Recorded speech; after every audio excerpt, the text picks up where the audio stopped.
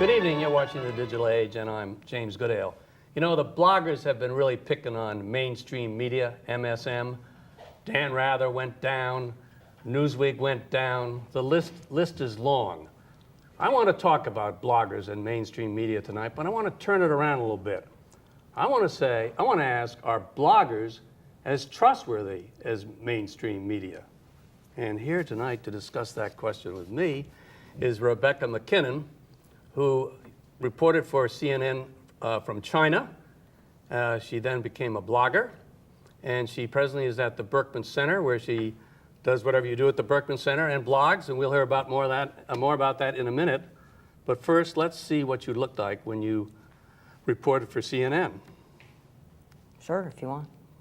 The report came just as the government was stepping up its crackdown against the Falun Gong meditation group. Some diplomatic observers here say the contradictory way in which different parts of the Communist Party and the government handled an erroneous report shows there's a difference of opinion in how much outsiders ought to be blamed for China's problems. Rebecca MacKinnon, CNN, Beijing. So everyone asks, I'm going to ask too. I mean, you're a veteran of the net circuit. Every place you go, you can pick up Rebecca MacKinnon's name. Try it, audience. Go to Google and see. Why did you leave CNN? Is this because you're an infotainment baby? Well, I mean, since you talk about infotainment baby, basically I left CNN because I was frustrated. I had been working overseas for over 11 years for CNN, in China for 9 years, and then in Japan for 2.5. I went into journalism, and I went into particularly international journalism because I wanted to build bridges between people. I wanted to build bridges of understanding. I wanted to help Americans put themselves in the shoes of people in China, put themselves in the shoes of people in Japan, Korea, Pakistan, other places where I reported, and try and understand events and why countries were reacting to things, perhaps maybe differently, why it was that people in different countries see the world differently than Americans might. But what I was finding increasingly, especially with the drive for ratings and a lot of cutbacks going on, that increasingly show producers were not so interested in what information I had to impart that might go against conventional wisdom, and there was more interest in having me reinforce stereotypes. And by the time I left, I was being told things like, Rebecca, your expertise is getting in the way of doing the kind of stories we want. We would prefer that you cover your area more like a tourist, and maybe you can write your scripts before you do your interviews. And I felt that this was not the reason why I went into journalism. And also, I think increasingly with international news on American television, when it comes to serious news overseas, it's war reporting. There's really not much interest in complex stories from countries, regions at peace.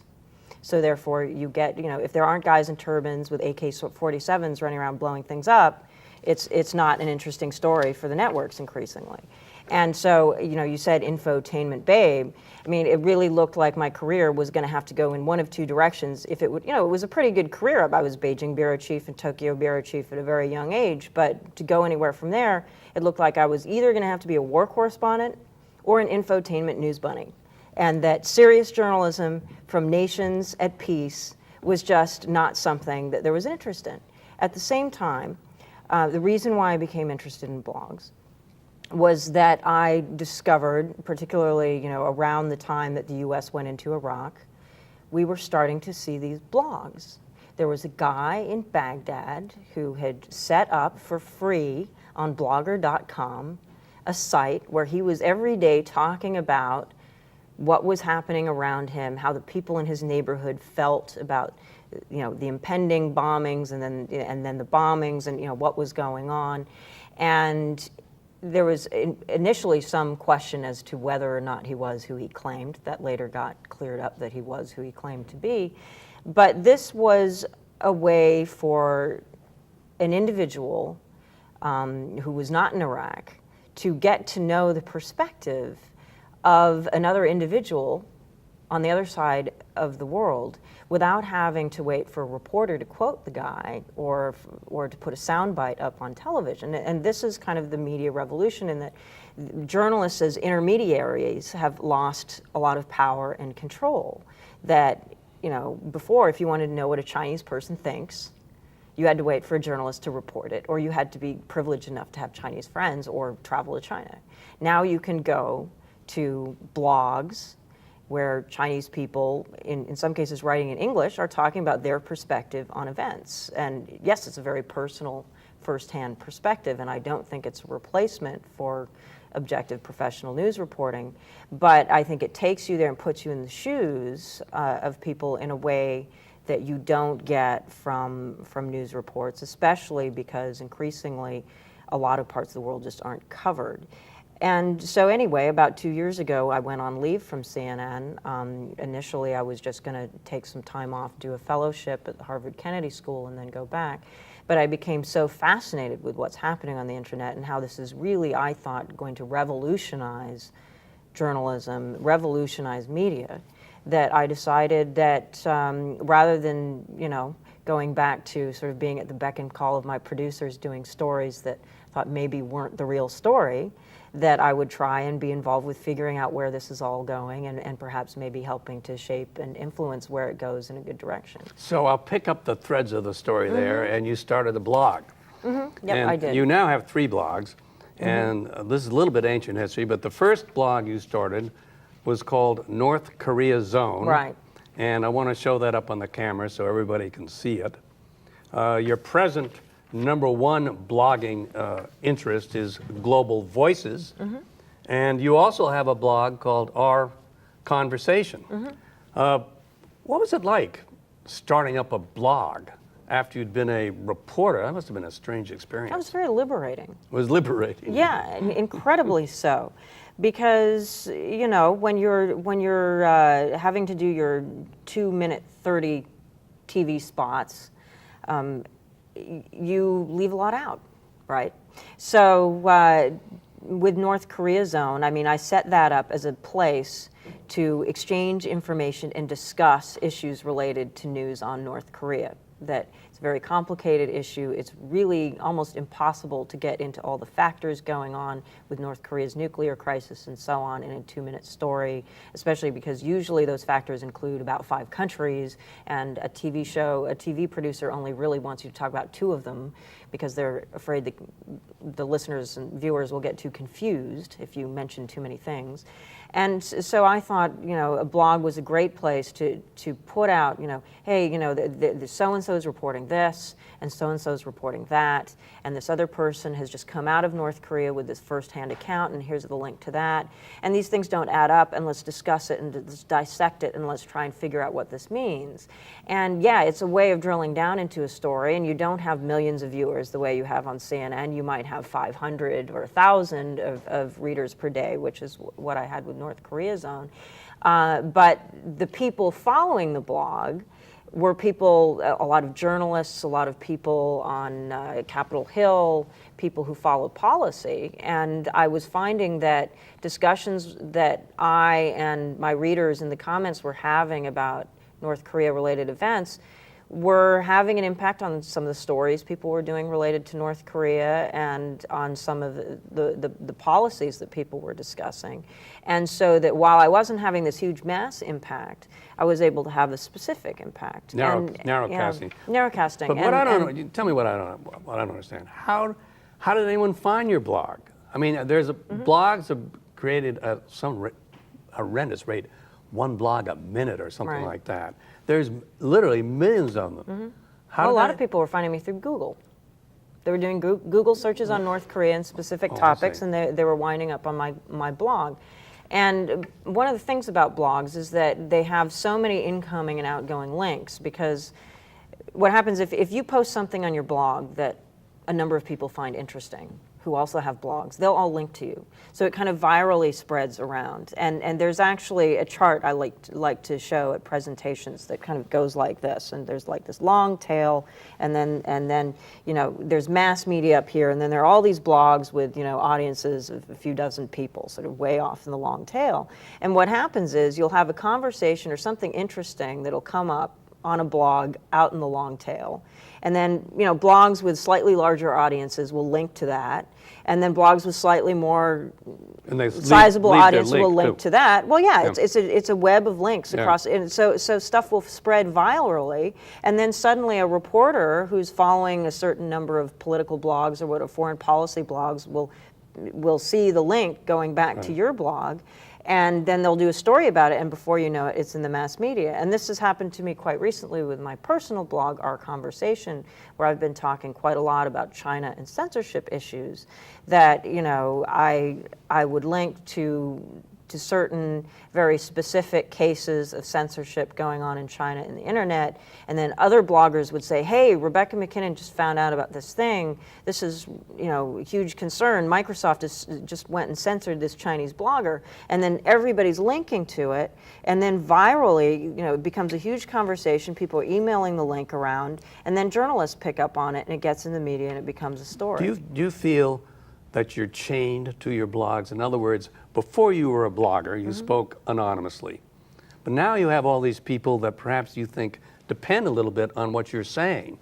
Do you feel that you have to keep going all the time? In other words, what are you doing here talking to me? Why aren't you back on your blog? Doesn't it take all your time? Well, there are different kinds of bloggers, and I think one of the mistakes people make is that they assume all bloggers do the same thing. It's like assuming all TV shows do the same thing. There are so many different kinds of, you could be chained to a TV show, and then you might not be chained to a TV show, depending on what the show is, right? Or your TV show could be credible, or it could be highly uncredible, depending on who you are, and what the show is meant to do. And so same with blogs. And I'm not the kind of blogger who.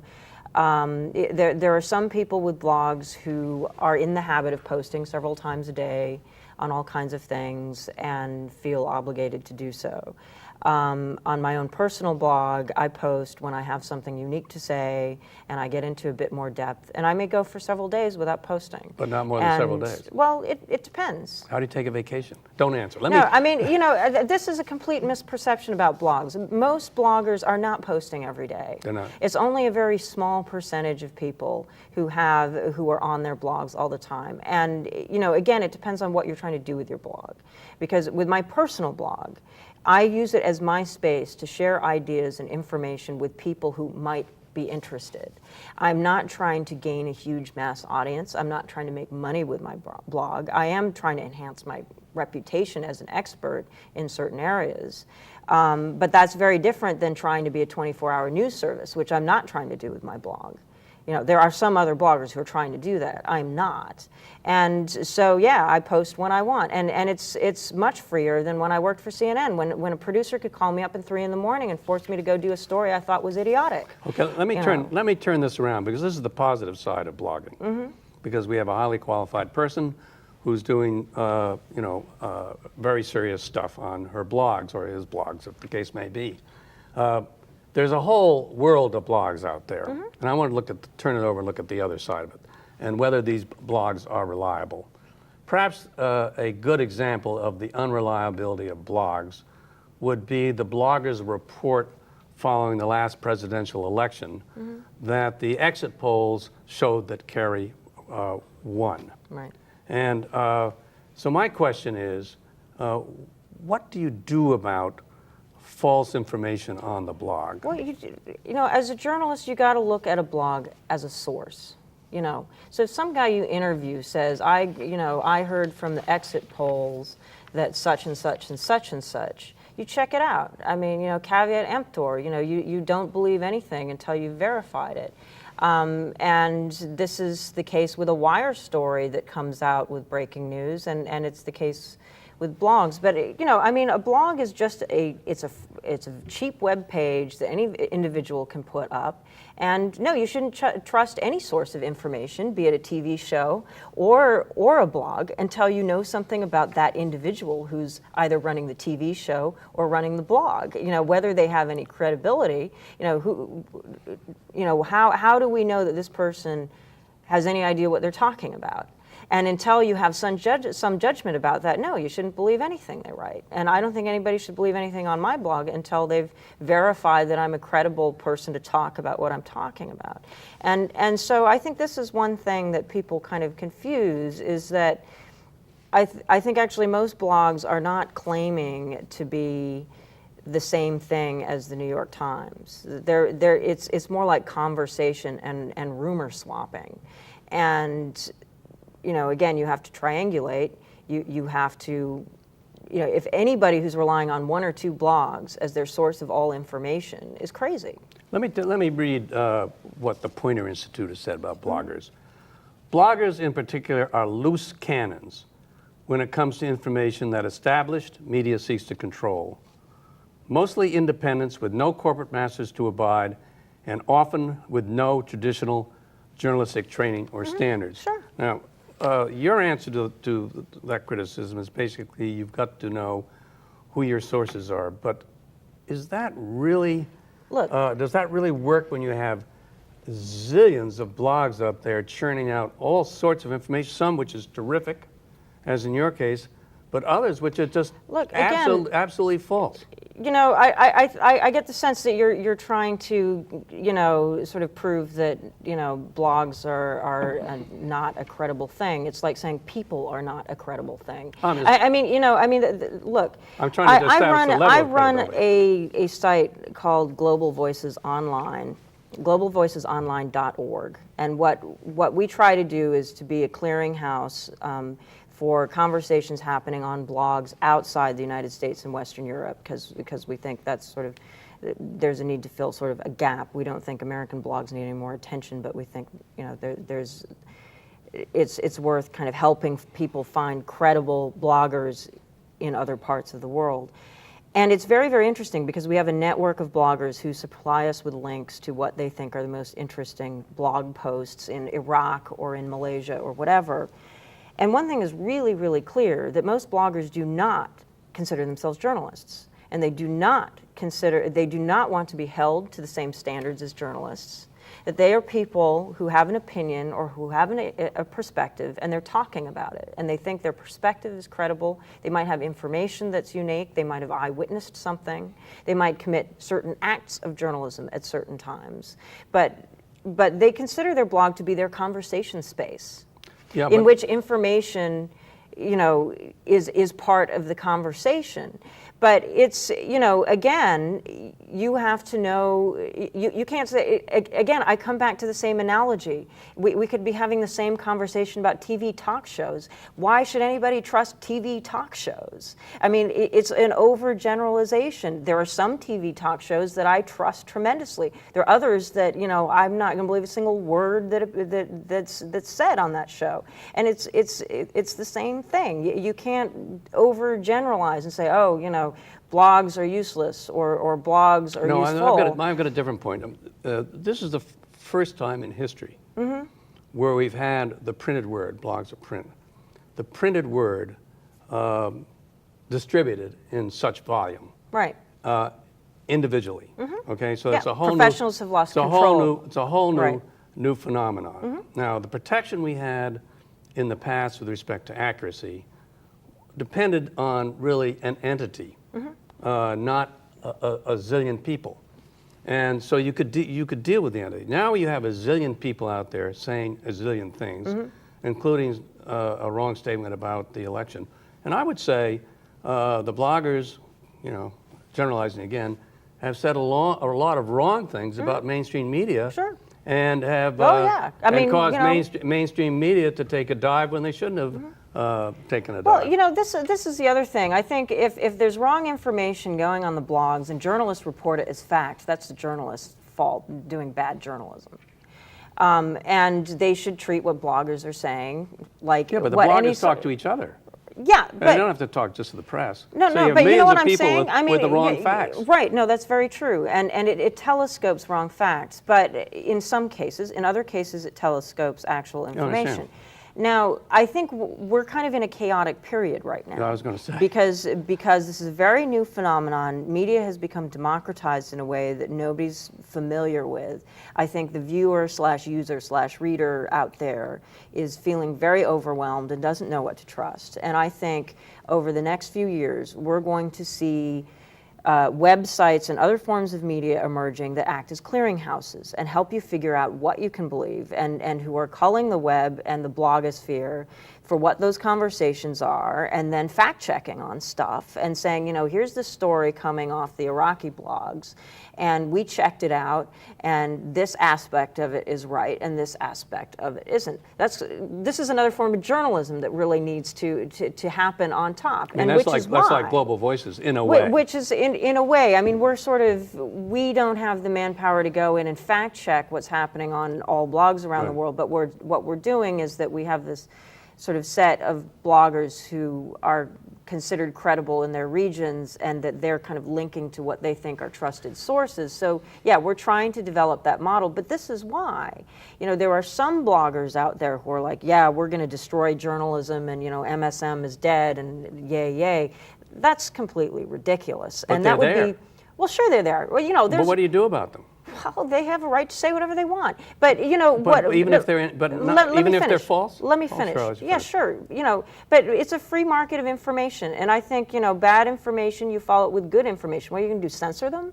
I mean, you know, what's going to happen?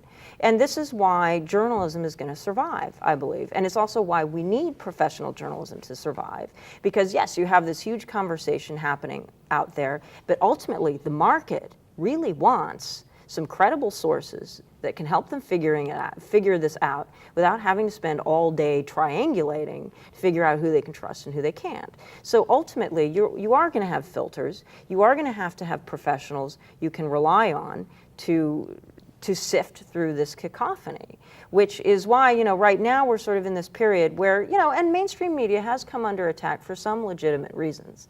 I mean, a lot of reporters have gotten pretty lazy about misquoting people, and, you know, nobody really has much recourse, and so on. I mean, you know, it's the same thing. There are good journalists who are reliable and credible, and there are bad journalists who don't deserve to have the power that they have. And so, you know, again, I think we overgeneralize by putting journalism here and bloggers there. I think it's really great that blogs are forcing journalism to be more transparent. And, you know, it's really great now that what happens if I get interviewed, and if I'm quoted out of context, I can go on my blog and post the transcript of the whole interview and prove that I got quoted out of context. Now, there's some journalists don't like that, but I think it's really good for the public that I can do that. That's real value. But what do you do with the false information that sits out there with the blogs that they don't correct? Well, you know, let me just kind of give you just one example from mainstream media. It's pretty clear to me that it's a fact that the Quran was mistreated, and that it was, if it wasn't flushed down a toilet, it's hard to imagine a Quran going down a toilet. There's pretty good information that it was thrown in latrines. When Newsweek said that, there was a riot. Newsweek took it back because the bloggers kicked them around. Was it just the bloggers? I think it was more the bloggers. It was like Middle Eastern governments and mobs and so plus on. bloggers. Yeah. Okay. Then two weeks later, the government admitted that the Quran had been mistreated. We had the riots all over again. But as a matter of sort of accepted fact, if you take what Mr. Rumsfeld said before the Council of Foreign Relations, not recently, it's a fact that Newsweek was wrong, but Newsweek wasn't wrong. Yeah, well, I mean, that was sort of getting into perhaps specifics of the story versus the general story, which was right, but maybe some of the specifics were wrong. And yeah, I mean, there's a lot of tactical manipulation that happens with bloggers. You know, there are right-wing bloggers and left-wing bloggers, and the right-wing bloggers kind of rally around their cause and get on message and kind of pound on something, and the left-wing bloggers do the same thing. Most of the time, they're being pretty open about their biases, not always. But again, that's why you don't want to rely on any one blog for all your information. But again, is it the fault that there are blogs that this misinformation happened, or is it the fault that there are a lot of people in this country who want to believe things that aren't true? Well, it may be so. But let me ask, we're trying to figure out a solution to a problem that may be out there. Your solution is an interesting one. We have the global voices will ultimately triumph, and they will be the clearinghouse for the respectable blogs, and the others will not be heeded. Let me ask you about another solution that's been bandied about recently, and that is taking the internet service provider, which gets you to the blogs, like let's say Google, okay, and make Google responsible as an ISP, it's called, for the material which it effectively publishes. Now, the reason for making that argument would be that it was made before, in fact, But it's not publishing material, it's linking to it. Well, mainly. call it publishing, just for the sake of Yeah, argument. but legally, it's a very different thing to link to something Well, than to publish it. Let me just leave the legalities. But that's important. Well, But I'm sorry, go ahead and make your point, but I think it's extremely important. Well, legally, what happened was that the rule was the other way around. When the law first started with respect to the net, the Googles were liable. Congress changed it, Right. okay? So now I'm suggesting, what happens if Congress changes it back? What do you think of that as a solution? That would put a tremendous burden on ISPs. I think it doesn't work, because how are they supposed to go through every single website on the web and vet it before they make it viewable through their search? I mean, there are millions of websites being created every day. There are millions of blogs. That would effectively mean that every time you create a blog, you have to go and register and go through some vetting process that it is going to be filtered through individuals with biases and so on. And very quickly, we're getting into 1984 situations that I don't even want to think about. I tend to believe that over time, and again, we're in a very chaotic situation right now, but I think over time, systems will be devised. There's already a lot of people working on technologies that enable viewers and users within systems to do sort of recommendation systems and credibility rankings and so on, that's much more distributed, because I think if you put the control in a centralized place for what the public can and cannot see, then you're turning into China pretty fast, whether or not that's your intention. He's turning into old-fashioned media, you could say also. What do you think of this statement, which you see on the blogs, in the blogosphere all the time? Recognizing there's a problem with respect to what I would call false information, not opinion. I mean, the blog, there's just no argument that the opinions on the blog are fantastic. They're totally... well, it depends on, there's some fantastic and there's some completely ridiculous, deal with depending opinion on the blogger. by responding to the opinion. The problem is with facts, false facts. What you see on the blogs quite a bit, and there's going to be very short answers, we got to go, is that one great big libel suit will clear out the whole air, and then we'll be all set because people won't do it anymore. It's possible. Possible. It's possible. Right. Well, now I'm going to say goodbye to you, Rebecca, and thank you for coming. But I'm going to ask you this question. I know you don't want to answer it, but I'll ask you anyway. Are bloggers as trustworthy as mainstream media? Yes or no? I think that's the wrong question. That's the wrong question. Answering. Thank you very much for coming. It's a misguided question completely. Thank you for coming by, and come by next week and learn more about the digital age. We would hope at that time to have correctly guided questions, and I look forward to seeing you next week. James Goodale, good night.